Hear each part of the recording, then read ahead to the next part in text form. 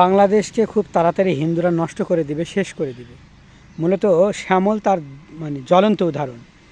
এই শ্যামল হিন্দু ছেলেটা বয়স অল্প হবে, কতই হবে, বেশি খুব একটা বয়স হবে না, অর্থাৎ 19-20 হবে আর কি। যাই হোক, এই শ্যামল, এই ছেলে আমাদের নবীকে নিয়ে বাজে বাজে পোস্ট দেয় এবং খারাপ কথা বলে। তো খুলনায় লোকজন কি করছে, এরে গণধোলাই দিয়ে পুলিশের হাতে সোপর্দ করে দিয়েছে।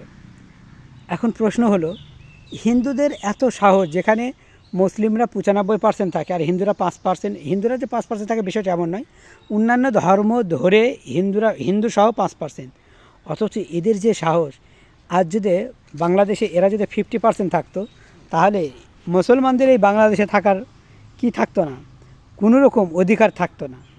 5%ই যে পরিমাণ পুরা বাংলাদেশকে অশান্তিতে ভরে দিছে, যদি এরা 50% হতো তাহলে বাংলাদেশের অবস্থা কতটা করুণ হতো।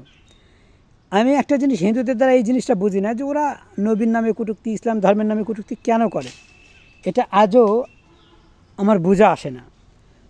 তোমাদের আমি একটা কথা বলেছিলাম আমি, যে তোমাদের যদি ইসলাম ধর্মের সম্পর্কে বা আমাদের নবী সম্পর্কে, কোরআন হাদিস সম্পর্কে কিছু জানার থেকে থাকে, সরাসরি আমার লাইভে প্রশ্ন করে আমি উত্তর দিয়ে দেব। কিন্তু তোমরা এই যে একটা দেশে ধর্মযুদ্ধ লাগানোর জন্য যে মিশন তোমরা চালিয়েছো, এই মিশন তোমরা চালানো ঠিক করনি। এই যে হিন্দুরা একের পর এক এরা যে ইসলামের নামে অবমাননা করছে, যদি আজকে বাংলাদেশে আইন থাকতো যে যারা ধর্মীয়ভাবে অবমাননা করবে ধর্মের নাম দিয়ে, ইসলাম ধর্মের নাম করে, কারণ যেহেতু এটি 95% লোক মুসলমান, তাকে ফাঁসি দেওয়া হবে, এমন একটি আইন যদি আনতো, তাহলে কোনো হিন্দু অন্তত তারা এই ইসলামের নামে কটূক্তি করা, বাজে কথা বলা, ছোট করে কথা বলা, নবীর নামে কটূক্তি করা, এগুলো করার সাহস পেত না। আমার দাবি, এই শ্যামলকে ফাঁসি দেওয়া হোক।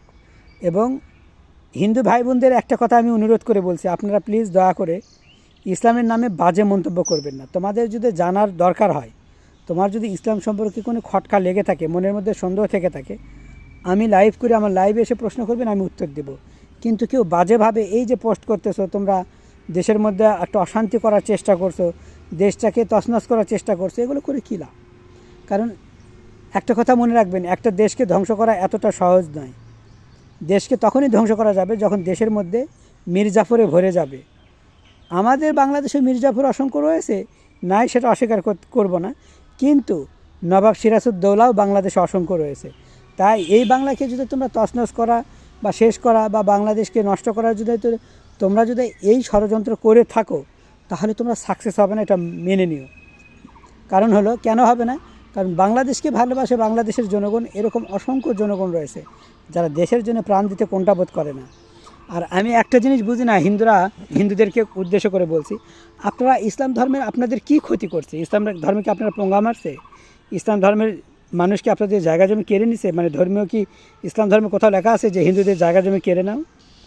তাহলে যদি তোমাদের সাথে ইসলাম ধর্মের কোনো মানুষ বাজে ব্যবহার না করে থাকে, তাহলে তোমরা কেন শুধুমাত্র নিজেদের স্বার্থের জন্য এরকম ষড়যন্ত্র কেন করছো?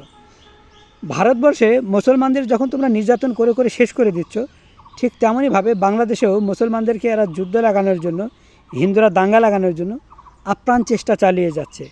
ইতিমধ্যে অপারেশন মিশন, অপারেশন কী যেন ত্রিশূল, অপারেশন সিঁদুর, এগুলো চালিয়েছে মুসলমানদেরকে শেষ করার জন্য, কিন্তু এতে কোনো লাভ হয়নি। তাই নতুনভাবে ইসকন হিন্দুদের দিয়ে বাংলাদেশে অশান্তি তৈরি করার জন্য মূলত এ কাজগুলো করছে। এই যে ছেলেটা, এ তো নিজে নিজে কাজ করেনি, এর পিছনে বড় বড় রাঘব বোয়াল রয়েছে।